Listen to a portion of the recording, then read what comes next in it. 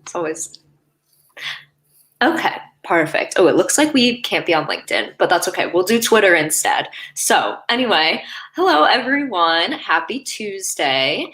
Yeah, hope you're all having a great week. A start of the week, rather, staying warm if you were on the East Coast. It's been snowing, it's been so cold. So I'm very grateful right now to be nice and cozy inside for this Trendy Tuesday. If you're not on the East Coast, then that doesn't apply. But I heard it's been kind of cold too. So hopefully you're somewhere nice and warm right now. So tonight we are talking about birth control, which I know is kind of a broad topic, but hopefully we'll start to break it down. So I am joined, of course, by the lovely Dr. Sophia Yen, CEO and co-founder of Pandia Health. She is a doctor. She knows everything to know about birth control, ups and downs, at least more than anyone I know. So love that. And as always, if you have any questions, feel free to leave us a comment down below and we'll get to it for sure.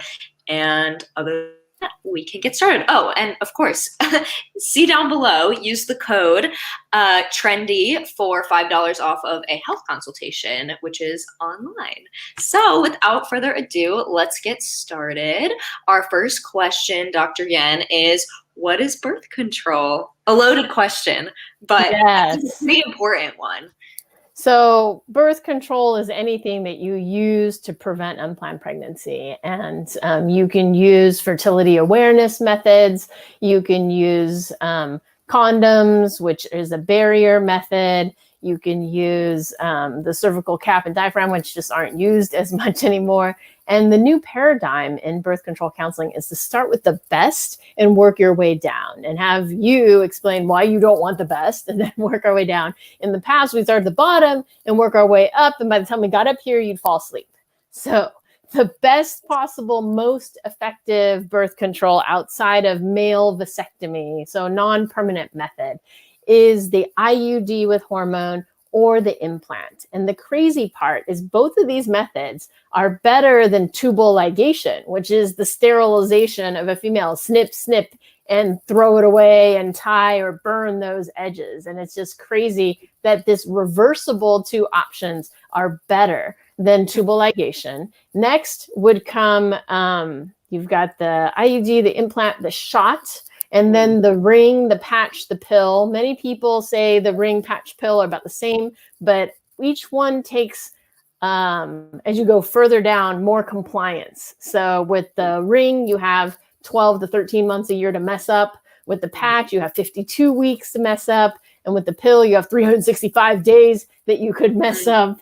And so the more times you can mess up, the greater the risk. So even though it says it's equal, if we were to, do enough research with enough people, I'm sure we'd see a slight difference in those efficacies. But there's a huge difference between the IUD, which you only have to think about every 5 to 7 years, the implant every 3 years, the shot every 12 weeks, the ring. There's 2 versions now, a 1 month and a 1 year version. The 1 year I think is amazing, but I would only recommend it if you're 30 years old or older, because if you're under that, the estrogen that it's in it, I fear is too low and will hurt your bone density, because from age 15 to 30, you're putting on your bone density. And if you have a low estrogen, then it's not enough to put on the bone density that you need to protect you later in life.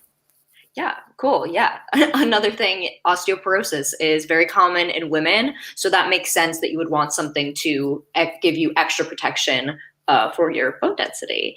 I had another question related. Oh, so for the ring, I feel like I don't hear about this one a lot. How exactly does that work in comparison to the IUD? Because they're both going inside, right? Yes. Okay. So the beautiful thing is that what I like about the ring is you do it and you can take it out. So the ring has 35 days worth of medicine, and it's also where it's located. So time to bring in the uterus. Yay!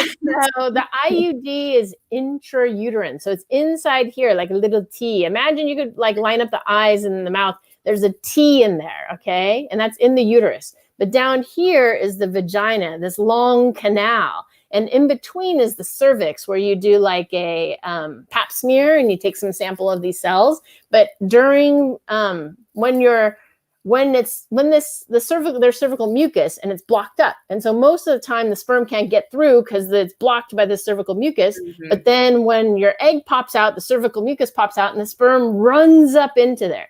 So it's a difference of location. It's up here versus down here. So the ring goes down here and it can move around whatever it wants, be on the side, whatever, but it's down here. The intrauterine device is up here. This has to be placed by a doctor because it has to go through the cervix. Whereas the intrauterine device is just a drug device. It's bendy. It's like a stethoscope. It's the size of a silver dollar. If you go Google it, it's a beautiful thing. And you stick it in there. Doesn't matter how it's oriented. As long as it touches mucous membranes, it's giving off hormones. The intrauterine device is also giving off hormones. The copper IUD is doing copper. The hormonal one is levonorgestrel. Unfortunately, there's only one hormone out of the 4 or 5 different intrauterine devices. So it's location and procedure. And so when I saw the 1-year ring, I was like, oh, we're going to destroy the IUD market. But then I was like, it's only for 30 and up. But I mean, for 30 and up and from 30 to 50, that's 20 years of your life. Yeah, that's a lot. Yeah, you could be using the ring, but I wouldn't recommend it if you're under the age of 30. There is the 1-month ring, which is totally fine. Okay. And when I mentioned it has 35 days of medicine, every month has less than 35 days. Right. That's awesome. So you could change it just the same day every month, like the first of the month or whatever day your birthday is, or, whatever's convenient for you. Yeah, no, that's awesome. It reminds me of when, maybe this is just a me thing, but when you're on vacation as a woman and you're only going for 7 days, but you bring like 10 pairs of underwear just in case. Yes. So it's that same logic. I love that. We build a lot of that in birth control, redundancy and fudge factor. Yeah, no, I really appreciate that. My mom actually just asked a question. Hi. She wants to know what the implant is. And that's my goodness. Because I didn't know what that was until one of my friends got it. So if you could explain that, that would be great. Yeah, so it's the Nexplanon. It used to be the Implanon, but it went off patent, so they had to make up something to make it on patent. And it's better than the Implanon because it's radio opaque. So if it wanders and they have to search for it with the X-ray, radio opaque means it'll show up on the X-ray. Whereas before you'd have to do an ultrasound, but you wouldn't be able to shoot an X-ray and be like, it's there. Gotcha. My joke is my 11-year-old or 10-year-old could probably be trained how to do it. All you got to do is feel your olecranon. I'm not very good with bone names. That's the name, but I don't know how to pronounce it. And you move I think 13 or 8 centimeters from there. And then it comes with an inserter. You just numb it and then you insert it and you put a bandage. And it's the size of a toothpick. And it releases hormone. And it's actually the hormone of the birth control pill that I like. That works really well for a lot of people. The only negative is it doesn't have any estrogen in it. And the other one is that it goes through your whole body. And so it may be a higher dose in general compared to the IUD, which is just the uterus. The uterus is just a local thing affecting the uterus and then the ovaries and the cervical mucus. But this goes through your whole body. And so some people have noticed it's amazing. Some people have said it exacerbates their acne. It's just each person is different. The main side effect on that one is some people have irregular bleeding. And they've found, I think in general, whatever pattern you have after 3 to 6 months is the one you're gonna have. But for the first 3 to 6 months, it could be a little weird, a little whack. And you can try to decrease it by using ibuprofen, 600 milligrams 3 times a day with food for up to 5 days. And that just decreases random weird spotting from progesterone only methods. But maybe your mom doesn't know because it is the relatively new method compared to the ring or the patch. And then the other crazy thing is Canadians didn't have the implant. I think they just got it this year. And I was like, how could you not have an entire category of birth control? And I always think of Canada as progressive, Right. So they just got it this year. Oh, yay. Okay. Well, glad they have it now. That's great. Really quickly, before we move on to the next question, which is quite related, but what's your favorite birth control? Do you have one? So I would say, if you ask me what's the best possible, most effective birth control, I would go with either the implant, but that's every 3 years, or the IUD with hormone, which has the maximum. There's different levels of hormones. I wouldn't go with the lower one because then there's more likely you'll bleed, and I'd rather not bleed. What do I personally use? Because I'm a control freak. I use the birth control pill. because I should try the ring at some point. I don't like the patch because it's too high of a hormone level. And the control freak is with the pill. There's 40 different pills. So you can definitely find something that works for you. And with the pill, as long as I take my medication, then I will not have a bleed. Whereas with the implant or the IUD, 30% of women, their periods go away. And then 70% it gets lighter. And with my luck, I'd probably be the 70%, but I'd rather have no periods than lighter. Yeah. No, that's really good to know. And the best thing is that there's so many different types within the pill. There's already, you said 40 plus, and then there's all of these other ones. So yeah, there's something for everyone. I have some friends who swear by the IUDs, some have the implant, some do the pill, I do the pill, and yeah, it's whatever works for you. And if something doesn't work, you can also change it. So yes, really all of them are reversible except for tubal ligation and vasectomy. But vasectomy is theoretically reversible. They can get out sperm. Wow, I didn't even know that. Wow. That's crazy. Okay, cool. Thank you for that really thorough answer. So going a little bit more in depth, what are some of the benefits that birth control can provide? There's so many, but some of like the top ones off the top of your head. Yeah. Well, obviously preventing unplanned pregnancy and scheduling your kids. The WHO, I believe, recommends, is it 15 or 18 months between children, not like at 9 months have another one, but your youngest, your youngest should be 15 months or 18 months. Please Google it. And then get pregnant with your next one to get maximum nutrition and health for you and the future embryo and baby that you're about to create. But aside from the birth control effects, acne, the other thing is lighter periods. So the example I give is if you usually bleed 7 days, you'll go down to 5. If you usually use 5 tampons or maxi pads, you'll go down to 3. And the reason why is when you're not on hormones, your lining is building up to a level of, I say, 10 thickness so that you can grow an embryo in there. But if you're on the birth control pill, patch, or ring, it's just a level of 1, 2, or 3, and then you can choose to clean it out, every 3 months, every 6 months, or me, whenever I forget to take 3 pills in a row, then, that's when I'm like, fine, I will bleed and we'll do this. Or if your body has breakthrough bleeding. So there's that. There's decreased risk of landfill because we use 10,000 to 13,000 menstrual products. Wow. And if we decide to skip periods, then we can decrease that down to a third or even less.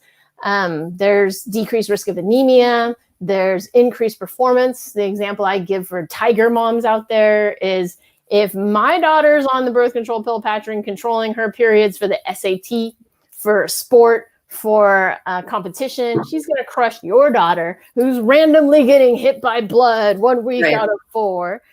And then certainly the medical conditions. Polycystic ovarian syndrome is too much testosterone, too much insulin. And so for that, you give them the birth control pill, which then decreases the circulating testosterone, which causes the zits and the hairiness. It doesn't deal with the metabolic. For the metabolic, you need metformin.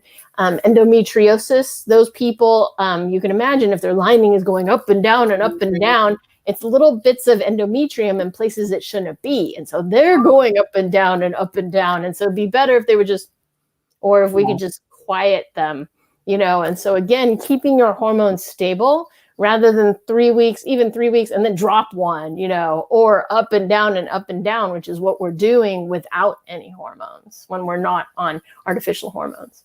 Yeah.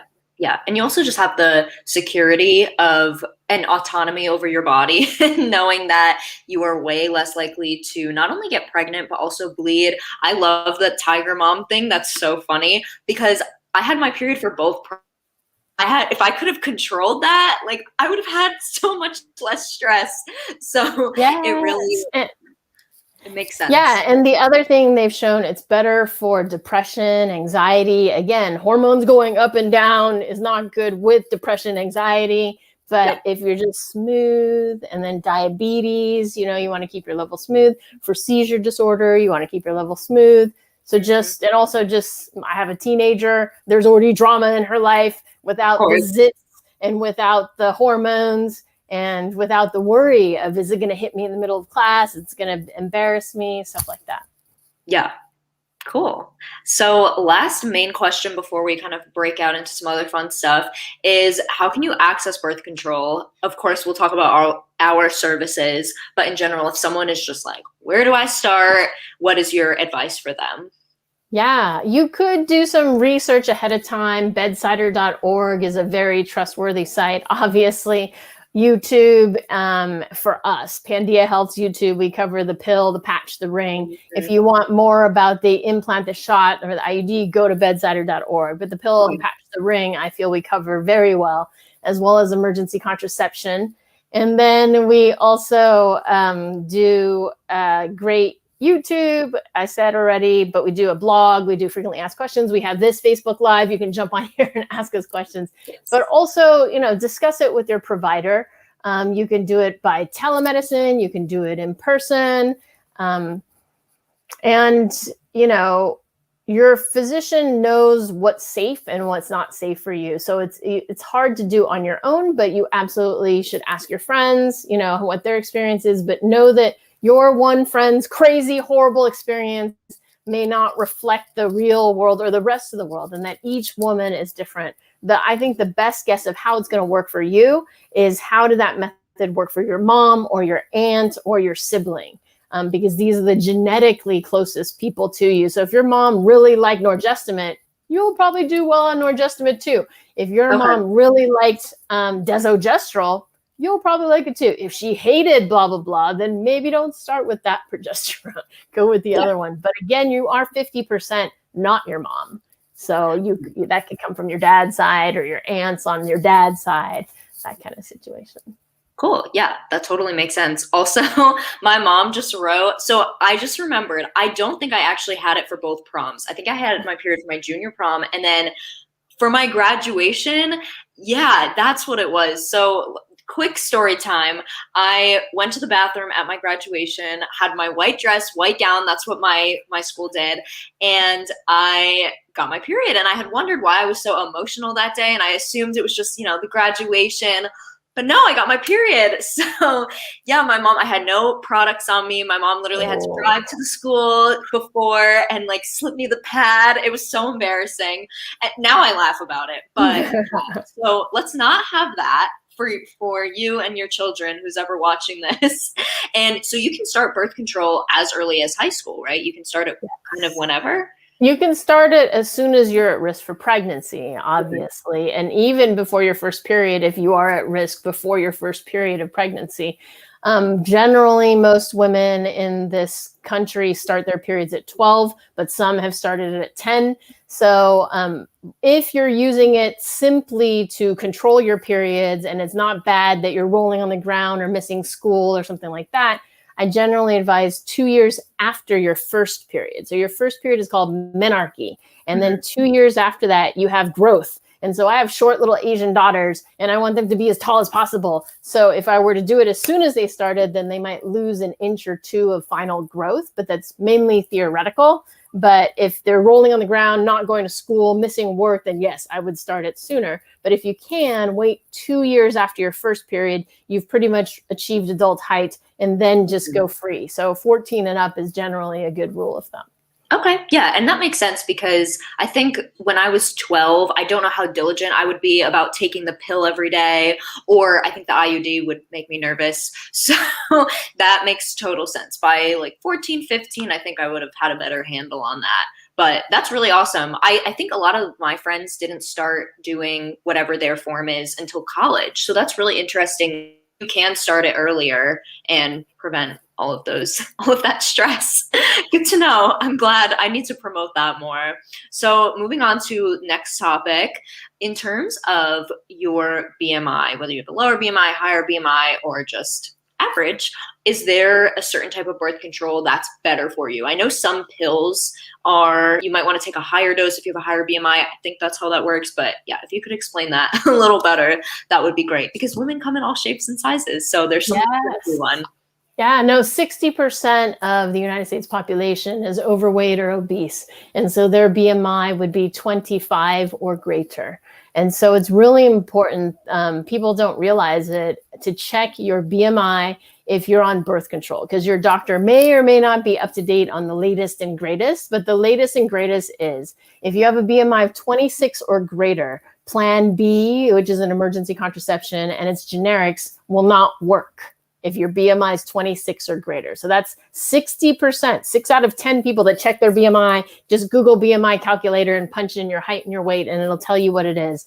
It's not going to work for you. And given COVID-19 pounds, all of us sitting home, not exercising, eating comfort foods because we're stressed out, a lot of people may have pushed themselves over to a BMI of 26. So that's the first number. The second number is a BMI of 30. There are some methods that they don't recommend if your BMI is 30 or greater because they've noticed a lower efficacy. But when I looked at the research, the efficacy was 8 out of 100 people getting pregnant. And I was like, well, that's actually the standard risk of pregnancy for the birth control pill patching. I mean, the pill patching is usually 7%. And this is 8%, but this might be 8% in perfect use. So when you put it out in the wild, then it might be, 11% or something like that. But I'd rather 11% risk of pregnancy than if you use nothing, 85%, or if you use condoms, 13%. But ideally, I'd use condoms plus something together. So know that if you have a BMI of 30 or greater, then people may recommend that you not use certain methods because they don't work as well, or that you use a higher dose. But the higher dose estrogen concern is, in this case, to have enough hormone in your body so that it'll work for the birth control. But the concern side is a higher level of estrogen and a higher BMI puts you at risk of greater blood clots. So you've got to weigh the blood clot versus the getting pregnant issue. And so in general, if you're a higher BMI, you may want to consider, I believe, the ring. It's the patch that has these BMI problems. The NuvaRing is totally fine. The implant or the IUD. Those methods are regardless of your BMI. And then if you have a BMI of 35 or greater, the prescription emergency contraception, which is the one we recommend because it works better at all time points and it doesn't matter your BMI until you hit 35. If your BMI is 35 or greater, it doesn't work. And so then for people who have a BMI of 35 or greater, if God forbid you're sexually assaulted or your condom pops or you forget to use a method, then the copper IUD is your only option there. And so really important to know your BMI, particularly for college students and the Plan B situation. I love the increasing access and having vending machines where you can get the Plan B by vending machines. But I really think to be responsible, they should have a sticker on all of them that says, here, check your BMI. And if it's 26 or greater, don't do this. Or also the research has shown you could double up on it. So that's an option as well, but it costs you twice as much. It's expensive. It's expensive. It's a little embarrassing when it's in the glass case and you have to get it. That's great that they have it in vending machines. They need to do that in DC. Is that just a California thing? It's whatever college, whoever activist gets it activated. So like your crazy liberal colleges with feminist majority foundation or feminist campus organizations that decided to do this might have it, or just somebody in Arizona who's like, we have crap access to birth control. Let's just do this. So it is unfortunately not a national thing. It's a case-by-case business basis, but nationally, anyone of any age, of any gender can buy emergency contraception over the counter. But the thing is, if you don't have a uterus, you probably don't need it, but you might be buying it for a significant other. Yeah. Oh, true. Yeah. Why can't they do it? You can do it too. Yeah. And that actually reminds me, I saw in the FAQ when I was making my post for this week that you can order emergency contraceptions through Pandia, which is great. So can you just take us through how one would go about that? Because I actually haven't done that myself, but I probably should.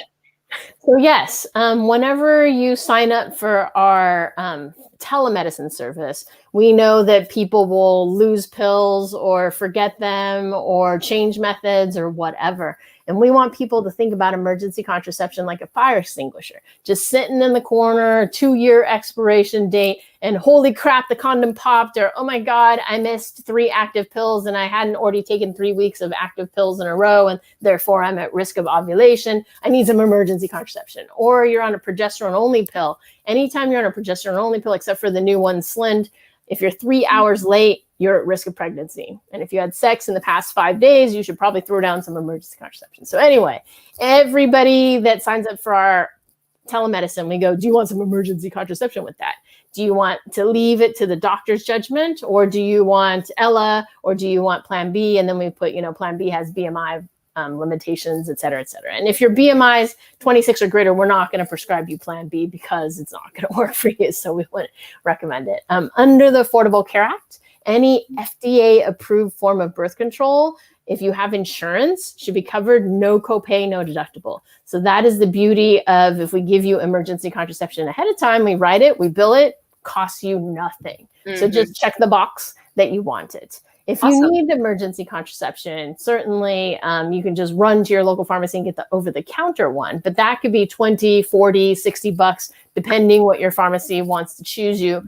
And then again, if your BMI is 26 or greater, might not work. Whereas if you want the prescription one, you have to contact us. You could contact us to do it. We'll prescribe it within 24 hours, but the sooner you take it, the better. And then it's the backdoor way to get it is, I need emergency contraception. Oh, well, you need emergency contraception. Maybe you should get some normal birth control too.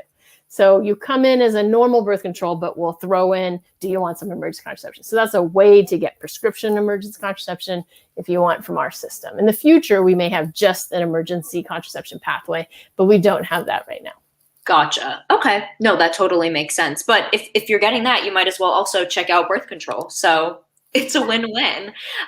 So last little thing that I just wanted to ask you, because I have a lot of friends and just women I've talked to that are really nervous about going on birth control because there's so much in the media, there's so much stigma about how birth control can make you sick or cause infertility and all of these things. And while in certain ways you might have a reaction to it, but there's so many different types. What is some advice you would have for someone who's a little bit hesitant to start birth control?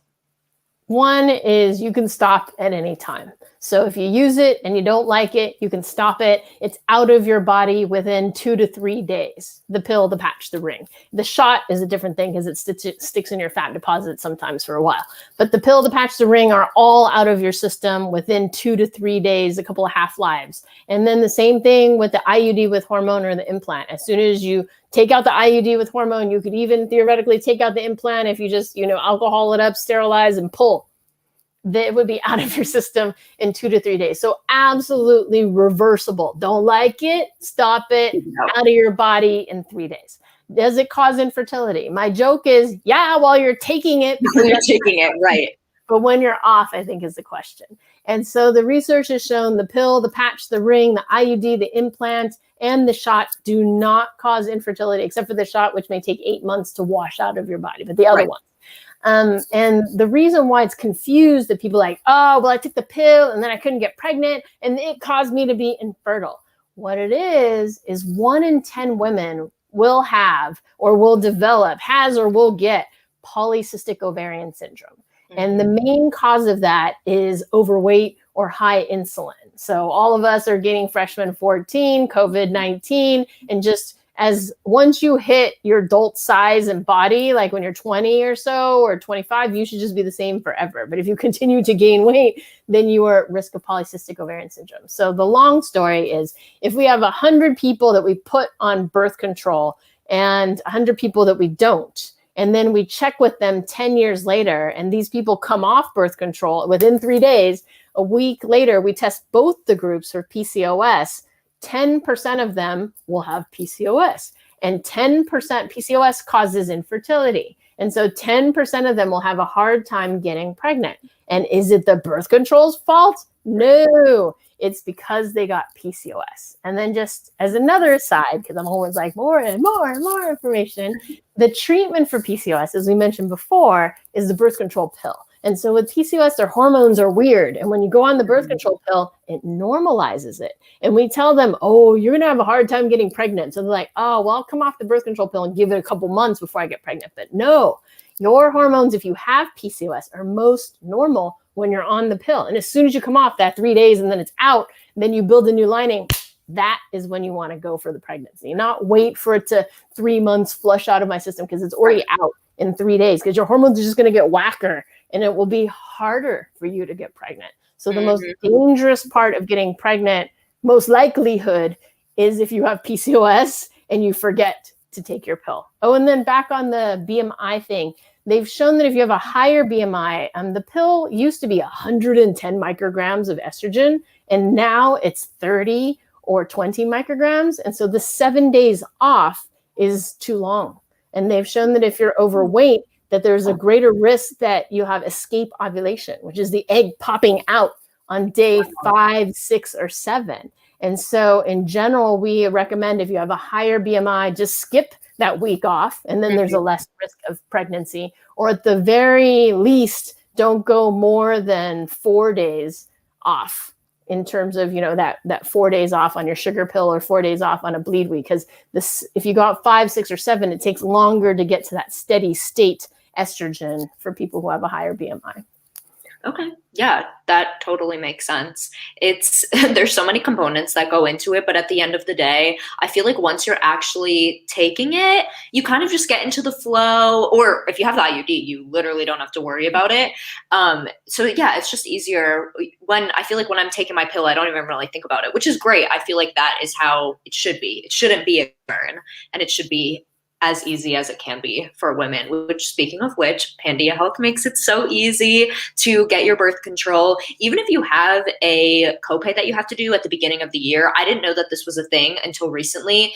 I just got a message from one of our patient care advisors. They were like, hey, your insurance is requesting this $25 copay. We can send you an invoice. Super easy. I did it, got my pack a couple days later. So really easy. And I am super grateful for that. I don't have to go to CVS anymore. And it's always uncomfortable there. Someone's rude there. It's like, I just want my pill. Please make this easy for me. So Pandia makes it really easy. You don't have to worry about that. Super discreet packaging. It just comes like any other thing you would get in the mail. It's a little envelope. You get candy, you get other fun things. Goodies. We are one of the few companies that provide free goodies with every package, and a public service announcement, usually a little postcard that says, will it make me infertile? Will it make me gain weight? No. Will it help my acne? Yes. We put these little tidbits, pearls, I call them, of health information. Yeah, and that's a benefit of being the only women-led and doctor-led company, because we have real, legitimate information, which is awesome. So that kind of differentiates us from some of the other companies, which is really cool. So those are kind of some of the key takeaways. We're also providing online doctor consultations in Georgia and Colorado now. Those are new, super exciting. And speaking of which, we will be doing another live in the next 2 or so weeks about laws in Georgia and knowing how to navigate the law system, because it's really confusing in Georgia and in general, and taking care of your reproductive rights. So stay tuned for that. Otherwise, don't forget to check us out on our website, pandiahealth.com, social media, just at Pandia Health. We have a LinkedIn now, which is really exciting. But otherwise, Facebook, Twitter, Instagram, the usual. And that's about it. Do you have anything else you'd like to share, Dr. Yen? No, I think we've had some great time covering, what are your birth control options? What are the good ones, the best ones? And, know that at Pandia Health, as long as I'm CEO, we will always tell you what's best for your health, even if we don't profit off of it. Specifically, we can't do the IUD, the implant, or the shot, but we will absolutely tell you the IUD and the implant are the most effective forms of birth control out there, and always recommend use a condom for sexually transmitted disease infection prevention. But also, as a person who has a uterus, I don't like to leak semen for 24 hours. And if you don't want to, that's one way to avoid it. Yeah, totally makes sense. We're doing, I think, a little collab with a condom brand soon, so I won't spoil it, but be on the lookout for that, speaking of which. So otherwise, thank you all so much for watching. Feel free to share this video on your own social media, share it with friends, tell them about us and our services. And if you have any questions, feel free to check out our FAQ. Otherwise, stay safe, have a great rest of the evening, stay warm, and we will see you likely same time next week. And 8 or 5 p.m. for Spanish.